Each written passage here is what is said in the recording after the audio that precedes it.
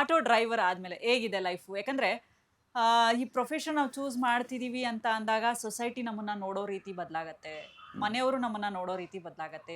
ಅಂದ್ರೆ ರಿಲೇಟಿವ್ಸ್ ಅವರು ನಮ್ಮನ್ನ ನೋಡೋ ರೀತಿ ಬದಲಾಗತ್ತೆ. ಸೊ ಹೆಂಗೆ ಟ್ರೀಟ್ ಮಾಡಿದ್ರು? ನೀವು ಆಟೋ ಡ್ರೈವರ್ ಅಂದ ತಕ್ಷಣ ಹೆಂಗೆ ಟ್ರೀಟ್ ಮಾಡ್ತು ನಿಮ್ಮನ್ನ ಸೊಸೈಟಿ, ರಿಲೇಟಿವ್ಸ್, ಫ್ಯಾಮಿಲಿ? ಎಲ್ಲರೂ ಒಂದೇ ತರ ಟ್ರೀಟ್ ಮಾಡಿದ್ರು. ಹಾ, ಇದು ಅಲ್ಲಿಗೆ ಸರಿ ಇಲ್ಲ, ಓ. ಇದು ಸರಿ ಇಲ್ಲ, ಹ್ಮ್ ಹ್ಮ್. ನೀನ್ ಏನಕ್ಕೆ ಈ ಲೈನ್ ತಗೊಂಡ್ ನೀನ್ ಏನಕ್ಕೆ ಈ ತರ ಸ್ಟ್ರಗಲ್ ಮಾಡ್ತಾ ಇದೀಯಾ, ನಿನ್ಗೆ ಇಷ್ಟಪಡೋರಿಗೆ ನೋವು ಕೊಡಕ್ ಮಾಡ್ತಿದ್ಯಾ ಅಂತ ಕೆಲವರು. ಇನ್ ಕೆಲವರು ಒಂದ್ ಸ್ಥಾನದಲ್ಲಿರೋ ನಿನ್ ಕ್ಲೋಸ್ ಸರ್ಕಲ್ ಅವ್ರನ್ನ ಅವ್ರನ್ನ ಕೀಳಕ್ ತೋರಿಸ್ಬೇಕು ಅಂತನ, ಅಥವಾ ಏನಕ್ಕಿದು, ಏನಕ್ಕೆ ಅಂತ ಸಿಕ್ಕಾಪಟ್ಟೆ ಕ್ವಶನ್ಸ್ ಬಂತು. ನಾನು ಸೊಸೈಟಿಗೆ ತಲೆ ಕೆಡಿಸ್ಕೊಳ್ಳೋದು ಬಿಟ್ಟು ಆಯ್ತು ಮ್ಯಾಮ್. 4 ವರ್ಷ ಮೇಲಾಯ್ತು. ಅಕಸ್ಮಾತ್ ನಾನು ಸತ್ತೋಗ್ಬಿಟ್ಟಿದ್ರು ಸೊಸೈಟಿ ಬಂದು ಏನು ಮಾಡ್ತಾ ಇರ್ಲಿಲ್ಲ, ಬದುಕಿಸ್ತಾ ಇರ್ಲಿಲ್ಲ ವಾಪಸ್ಸು. Very fan. ಒಂದು ತುತ್ತು ಅನ್ನ ಹಾಕಲ್ಲ ಯಾರು, ರಿಲೇಟಿವ್ಸೇ ಆಗ್ಲಿ. ಹೌದು. ಒಂದ್ ಹೊತ್ತು ಹಾಕ್ತಾರ, 2 ಹೊತ್ತು ಹಾಕ್ತಾರ, ಒಂದಿನ ಇದ್ರೆ ಅವ್ರ ಮನೇಲಿ ನೋಡ್ಕೊಂತಾರೆ. 2ನೇ ದಿನ ಏನಾಗತ್ತೆ, they start treating you like shit. I have experience certain things in life. ಆ ಎಕ್ಸ್ಪೀರಿಯನ್ಸಸ್ಗಳು ನನಗೆ ಒಂಥರ ಹಂಬಲ್ ಮಾಡಿಬಿಡಿದೆ. ಗ್ರೌಂಡ್ ಲೆವೆಲ್ಗೆ ತಂದು ಇಳಿಸ್ಬಿಟ್ಟಿದೆ. ಪಾತಾಳದವರೆಗೂ ಹೋಗಿ ಇನ್ನ ಜೀವನ ಇಷ್ಟಕ್ಕಿಂತ ಇನ್ನೂ ಕೆಡ್ದಾಗಿರಲ್ಲ ಅನ್ನೋದನ್ನೆಲ್ಲ ನೋಡ್ಬಿಟ್ಟಿದ್ದೀನಿ. ರಾಕ್ ಬಾಟಮ್ ಅನ್ನೋದು ನೋಡಿದ್ದೀನಿ. ಅಲ್ಲಿಂದ ಸ್ವಲ್ಪ ಸ್ವಲ್ಪ ಸ್ವಲ್ಪ ಸ್ವಲ್ಪ ಮೇಲ್ ಬರ್ತಾ ಇದ್ದೀನಿ. ಮೆಟ್ಲುಗಳು ಒಂದೊಂದೇ ಮೆಟ್ಲು ಹತ್ಕೊಂಡು ಹೋಗ್ಬೇಕು. So this is like a restart for me. So ಒಂದು ಸ್ಟೇಜಲ್ಲಿ ಇದ್ದೀನಿ ಇವಾಗ ಸದ್ಯಕ್ಕೆ. ಇನ್ನೂ ಬೆಳಿತೀನಿ, ಜನ ಬೆಳೆಸ್ತಾರೆ, ಸಾಕಷ್ಟು ಆಪರ್ಚುನಿಟೀಸ್ ಕಾಣಿಸ್ತಾ ಇದೆ ನನಗೆ.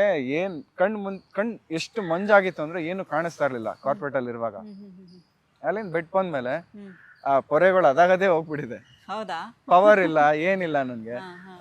ಕ್ಲೀನ್ ಆಗಿ ಕಾಣಿಸುತ್ತೆ, ಹೌದು. Healthy life style. ಬೆಳಗ್ಗೆ ಎದ್ದು ಓಡ್ತೀನಿ, ಮಾರ್ಷಲ್ ಆರ್ಟ್ಸ್ ಮಾಡ್ತೀನಿ, ಡ್ಯಾನ್ಸ್ ಮಾಡ್ತೀನಿ, ಆಟೋ ಓಡಿಸ್ತೀನಿ, ನನ್ನ ಮಗಳ ಜೊತೆ ಟೈಮ್ ಸ್ಪೆಂಡ್ ಮಾಡ್ತೀನಿ, ನಮ್ಮ ತಾಯಿ ಜೊತೆ ಒಳ್ಳೆ ಟೈಮ್ ಸ್ಪೆಂಡ್ ಮಾಡ್ತೀನಿ. ಇನ್ನೇನ್ ಬೇಕು ನನ್ಗೆ? ಏನು ಬೇಡ. ಬೆಳೆಯೋಣ, ಇದ್ರ ಜೊತೆಗೆ ಬೆಳೆಯೋಣ. ಇದೇ ತರ ಇದ್ಬಿಟ್ರೆ ಸಾಕು ನನ್ನ ಜೀವನ. ಆ ಸ್ಟ್ರೆಸ್ ತಗೊಂಡು 12 ಅವರ್ 14 ಅವರ್ ಕೆಲಸ ಮಾಡ್ಬೇಕು ಇಲ್ಲ. ಅದು ಲ್ಯಾಪ್ಟಾಪ್ ಅಲ್ಲೇ ಕೂತ್ಕೊಂಡಿರೋ ಕಡೆನೆ ಕೂತ್ಕೊಬೇಕು. ಬೆನ್ನೆಲ್ಲ ಬಗ್ಗೋಗತ್ತೆ ಒಂದ್ ಏಜ್ ಅಲ್ಲಿ. ಮೆಂಟಲಿ, ಫಿಸಿಕಲಿ, ಎಮೋಷನಲಿ ಯಾವ ರೀತಿನೂ ಫಿಟ್ ಇರಲ್ಲ ನಾವು. ಆ ತರ if you are bound to work like a slave, that will not happen. It is not for me. I mean, I don't have anything against people who are doing it. Let them do what they do.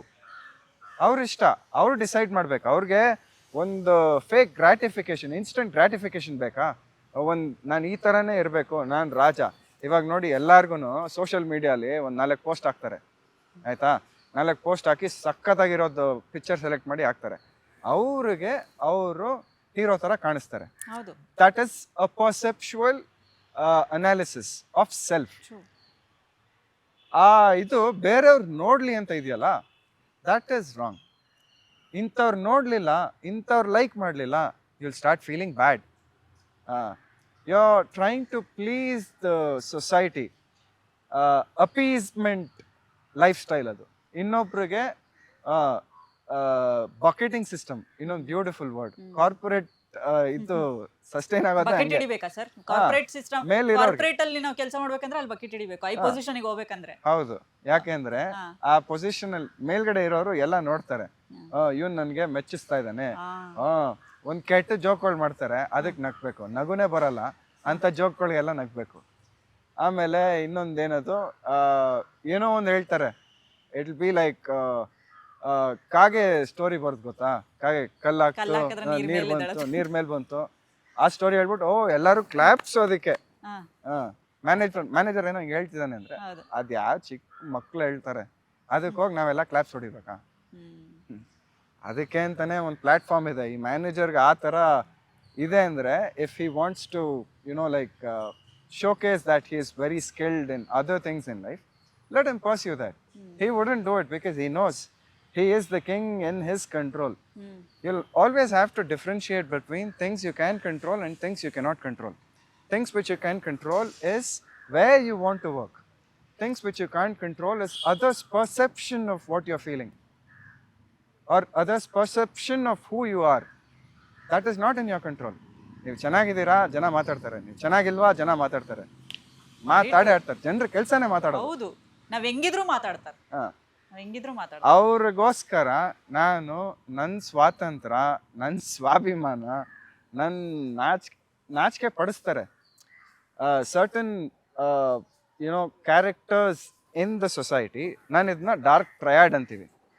ಏನಂದರೆ narcissists, they believe in making you question your own perception, question your own reality. ನಿಜವಾಗ್ಲೂ ನಡೆದಿದ್ನ ಇವಾಗ ನಾನು ನೀವು ಮಾತಾಡ್ತಿದ್ದೀವಲ್ವ, ನೀವೇನೋ ಒಂದು ಹೇಳ್ತೀರಾ, ನಾನು ಅದನ್ನು ನೆನಪಲ್ಲಿ ಇಟ್ಕೊಂಡಿರ್ತೀನಿ. ನೀವು ಇದನ್ನು ಹೇಳಲಿಲ್ಲ, ನಾನು ಅದನ್ನು ಹೇಳಿದ್ದು ಅಂತ ನಿಮ್ಗೆ ಹೇಳ್ಬಿಟ್ಟು ನಿಮ್ಮನ್ನು ನಂಬಿಸ್ತೀನಿ. That is called gaslighting. ನೀವು ಮಾಡದೇ ಇರೋದನ್ನು ನೀವು ಮಾಡಿದ್ರಿ ಅಂತ ನಿಮ್ಮ ಕೈಲಿ ಹೇಳಿ, ನಿಮ್ಮ ಕೈಲಿ ಒಪ್ಪಿಸಿ ನಿಮಗೆ ಹೇಸಿಗೆ ತರೋವಂಥದ್ದು, that is called gaslighting. ಈ ಥರ ಎಲ್ಲ ಸುಮಾರು ಆಗ್ಬಿಟ್ಟಿದೆ. ಅದೇನು ಮಾಡುತ್ತೆ ಅಂದರೆ, ನಾನು ಹಂಗೆ ಹೇಳದ್ನ ಹೇಳಿರ್ಬೋದೇನೋ ಅಂದ್ಕೊಂಡು ಬಿಟ್ಬಿಡ್ತೀನಿ ಗೊತ್ತಾ. That is the feeling of helplessness. ಆ ಹೆಲ್ಪ್ಲೆಸ್ನೆಸ್ ಏನು ಮಾಡುತ್ತೆ, ಮನುಷ್ಯನ ಒಳಗಿಂದ ಹೊರಗಡೆವರೆಗೂ ತಿನ್ಬಿಡುತ್ತೆ. ಅವನು ನನಗೆ ನೀರು ಕುಡಿಬೇಕು ಅನ್ನಿಸ್ತಾ ಇದೆ, ಬಟ್ ಕುಡಿಬೇಕಾ, ಕುಡಿಬಾರ್ದಾ? This is called indecisiveness. ಆ ಸ್ಟೇಜ್ಗೆ ಹೊಟ್ಟೋಗಿದ್ದೆ ನಾನು. ನೀರು ಕುಡಿಯೋಕ್ಕೂ ಯೋಚನೆ ಮಾಡಬೇಕು, ಊಟ ಮಾಡೋಕ್ಕೂ ಯೋಚನೆ ಮಾಡಬೇಕು. ಎಲ್ಲಾದರೂ ಒಂದು ಹೋಟ್ಲಲ್ಲಿ ಎಲ್ಲಾದರೂ ಹೋಗಿ ಏನಾದ್ರು ತಿನ್ನಕ್ಕೆ ತೊಗೊಂಡ್ರೆ, ನಾನು ತೊಗೊಂಡಿರ್ತೀನಿ, ಒಂದು ಚಿತ್ರಾನ್ನ ತೊಗೊಂಡೆ ಅನ್ಕೊಳ್ಳಿ, ಚಿತ್ರಾನ್ನ ತಿಂತಾ ಇರ್ಬೇಕಾದ್ರೆ ಪಕ್ಕದಲ್ಲಿರೋ ಒಂದು ಪಲಾವ್ ತಿಂತಾನೆ, ಇನ್ನೊಬ್ಬ ಪೂರಿ ತಿಂತಾ ಇರ್ತಾನೆ. ಪಲಾವ್ ತೊಗೊಂಡ್ರೆ ಚೆನ್ನಾಗಿರೋದಾ, ಪೂರಿ ತೊಗೊಂಡ್ರೆ ಚೆನ್ನಾಗಿರೋದಾ, ಇನ್ನೊಂದು ಸ್ವಲ್ಪ ದುಡ್ಡಿದ್ರೆ ಚೆನ್ನಾಗಿರೋದಾ? ಈ ಥರ questions. That is being indecisive, not standing on your decision. When you are not capable of deciding is my decision good or bad, it is a very bad place to be. ಬೇರೆಯವರೆಲ್ಲ ಈ ಕಾಲು ಒರೆಸೋದನ್ನ ಮಾಡ್ಕೊಂಡ್ಬಿಡ್ತಾರೆ, ನಮ್ಮ ಮೇಲೆ ನಿಂತು ಕಾಲು ಒರೆಸ್ಕೊಂಡು ಹೋಗ್ಬಿಡ್ತಾರೆ. ಅದಾಗ್ಬಿಟ್ಟಿದೆ ನನ್ನ ಜೀವನದಲ್ಲಿ ತುಂಬ. ಕಾಲು ಒರೆಸಿ ಹೋಗಿ ಹೆಲ್ಪ್ಲೆಸ್ನೆಸ್ ಮ್ಯಾಮ್, ಜೀವನ ಏನೇನೋ ಮಾಡಿಸ್ಬಿಡುತ್ತೆ. ಆಟೋ ಡ್ರೈವರ್ ಆದ್ಮೇಲೆ ಎಷ್ಟು ಬದಲಾಗಿದೆ ಸರ್ ಲೈಫು? ಅವಾಗಿರೋದಕ್ಕೂ ಇವಾಗಿರೋದಕ್ಕೂ ಬದಲಾವಣೆ ಏನಾದರೂ ಆಗಿದೆನಾ? ಯಾವ ರೀತಿ ಬದಲಾವಣೆಗಳಾಗಿದೆ? ಬದಲಾವಣೆಗಳು ಸಾಕಷ್ಟು ಆಗಿದೆ. ಒಂದು ಬದಲಾವಣೆ ಏನು ಅಂದರೆ, ಈ ನಾವು ಒಂದು ಸ್ವಲ್ಪ ಜಾಸ್ತಿ ಚಾರ್ಜ್ ಮಾಡ್ಬಿಡ್ತಾ ಇದ್ವಿ. ಅಂದರೆ ನಾವು ಅಂದರೆ I include myself to the auto driver battalion. ಕೈ ಬಾಡಿಗೆ ಅಂತೀವಿ. ಈಗ ಯಾರು ಕೈ ಅಡ್ಡ ಹಾಕಿದ್ರೆ, ಇವಾಗ ನಾನು ಒಂದು 5 ಕಿಲೋಮೀಟ್ರ್ ಬಾಡಿಗೆ ಅಂದರೆ ಮೀಟ್ರ್ ಪ್ರಕಾರ 20 ರೂಪಾಯಿ ಇಟ್ಕೊಂಡ್ರು ರಫ್ಲಿ 100 ರೂಪಾಯಿ ಆಗುತ್ತೆ 5 ಕಿಲೋಮೀಟ್ರಿಗೆ. ಅದಕ್ಕೆ ಹೋಗಿ 200, 300 ಕೇಳೋ ಚಾನ್ಸಸ್ ಎಲ್ಲ ಆಗಿದೆ. ಏನಕ್ಕೆ ಅಂದರೆ ಅವ್ರಿಗೆ ಮತ್ತೆ ಬಾಡಿಗೆ ಸಿಗತ್ತಾ ರಿಪೀಟೆಡ್ಡು ಇಲ್ವಾ, ಅವ್ರದ್ದೇ ಆದ ತೊಂದರೆಗಳು ತಾಪತ್ರೆಗಳು ಇರ್ತವೆ. ಇದರಿಂದ ಏನಾಗುತ್ತೆ, ಜನರಿಗೆ ಆಟೋ ಡ್ರೈವರು ಸಿಕ್ಕಾಪಟ್ಟೆ ಚಾರ್ಜ್ ಮಾಡ್ತಾರೆ, ಓವರ್ ಚಾರ್ಜ್ ಮಾಡ್ತಾರೆ, ದರೋಡೆ ಮಾಡ್ತಾರೆ. ನಮ್ಮ ಕರ್ನಾಟಕಗಿಂತ ಸ್ವಲ್ಪ ತಮಿಳ್ನಾಡಲ್ಲಿ ಇದನ್ನ ಕೇಳ್ಪಟ್ಟಿದ್ದೀನಿ. Nothing against auto drivers in Tamil Nadu. The perception that people build is like that. And I don't hold people's perception accountable for what an auto driver is doing. ಅವನದೇನೋ ಒಂದು ತೊಂದರೆ ಇರುತ್ತೆ, ಹಾಗಾಗಿ ಮಾಡಿರ್ತಾನೆ. ಅದರಿಂದ ಈ ಮೊನಾಪೊಲಿ ಸಿಸ್ಟಮ್ ಅಂತೀವಿ, ದೊಡ್ಡ ದೊಡ್ಡ sharks, business joints like Uber, Ola, Rapido, they have come, they have taken over. And ಇವಾಗ ನಮ್ಮ ಕೆಲವು ಆಟೋ ಡ್ರೈವರ್ಗಳು ಸಂಧಿ ರೋಡು ಬರಲ್ಲ, ಮನೆ ಅಂದರೆ ರೋಡ್ ಎಂಡಲ್ಲಿ ಬಿಟ್ಬಿಡ್ತಾರೆ. ಇವಾಗ ಜನರು ಏನು ಮಾಡಿದ್ದಾರೆ, ಅಡಿಕ್ಟ್ ಮಾಡಿಸ್ಬಿಟ್ಟಿದೆ ಈ ಹೊಸ ಓಲಾ, ಊಬರ್ ಇದೆಲ್ಲ ಆ್ಯಪು. ಬುಕ್ ಮಾಡ್ಬೇಕು, 2 ನಿಮಿಷ ಬಿಟ್ರೆ ಮನೆ ಬಾಗ್ಲಿಗೆ ಬರುತ್ತೆ. ಆಮೇಲೆ ಎಲ್ಲ ಹೇಳ್ತೀವಿ ಅಲ್ಲಿ ಕರ್ಕೊಂಡು ಆ ಸ್ಪಾಟ್ ಅಲ್ಲಿ ಬಿಟ್ಟು ಪೇ ಮಾಡ್ತಾರೆ. So it is a bliss and a boon at the same time. ವರಾನೂ ಹೌದು, ಶಾಪನೂ ಹೌದು ಈ ಇದರಿಂದ ಬಂದಿರೋದು. ಎರಡೂ ಕಡೆಗೆ I am talking from the perspective of a driver and also of a passenger. So ಕೆಲವ್ರಿಗೆ ಪಾಸಿಟಿವ್ಸ್ ಇದೆ, ಕೆಲವ್ರಿಗೆ ನೆಗೆಟಿವ್ ಇದೆ. ಅದೇ ಪಾಸಿಟಿವ್ ಇರೋರ್ಸ್ಗೂ ನೆಗೆಟಿವ್ ಇದೆ, ನೆಗೆಟಿವ್ ಇರೋರ್ಸ್ಗೂ ಪಾಸಿಟಿವ್ ಇದೆ. ಸರ್ಚಾರ್ಜ್, ನಾವು ಒಂದು 10 ರೂಪಾಯಿ 20 ರೂಪಾಯಿ ಕೊಡಿ ಸರ್ ಖಾಲಿ ಬಾಡಿಗೆ ಬರಬೇಕು ಅಂದರೆ ಕೊಡಲ್ಲ, ಹಂಗೆ ಹಿಂಗೆ ಅಂತೆಲ್ಲ ಮಾತಾಡೋರು ಇದ್ದಾರೆ.